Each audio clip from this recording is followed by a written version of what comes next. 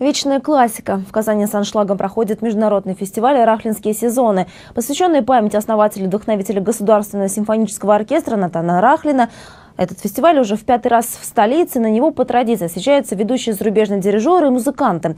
Накануне казанская публика смогла насладиться выступлением итальянского пианиста Алессандро Дель Люка и дирижера из Бразилии Джона Нэшлинга. В мир классической музыки окунулась Элузия Сагдеева.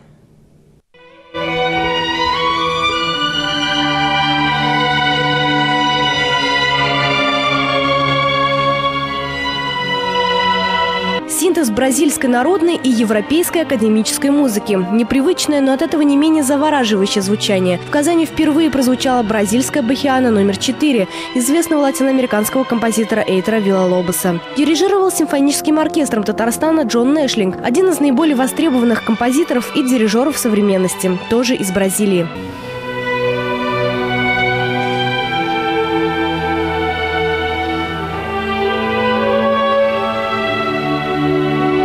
Еще одним почетным гостем рахлинских сезонов стал признанный итальянский музыкант, талантливый пианист Алессандро Дель Люка. В Казани Алессандро в первый раз, но считает, что в России у классической музыки особенный дух. Программа фестиваля чудесная. Второй фортепианный концерт Шопена – мое любимое произведение. Он написал его, когда ему было всего 20 лет и посвятил своей 19-летней возлюбленной. Шопен для меня особенный композитор. Кстати, в первый раз я играл его именно в Москве. Российская атмосфера, конечно, необыкновенная.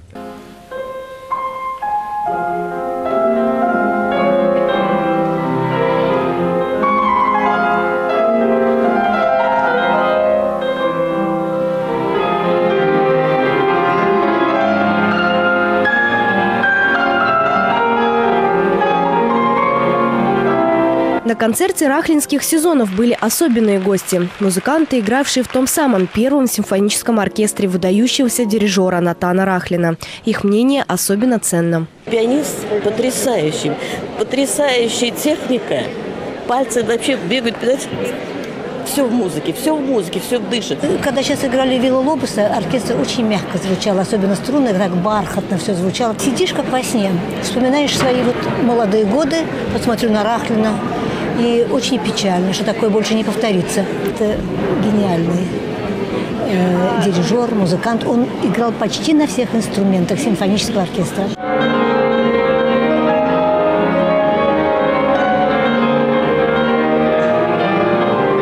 Зрители ожидают еще один концерт рахлинских сезонов. Впервые в Казани Государственный симфонический оркестр Татарстана под руководством Александра Сладковского исполнит чрезвычайно сложное произведение – 9-ю симфонию Густава Малера.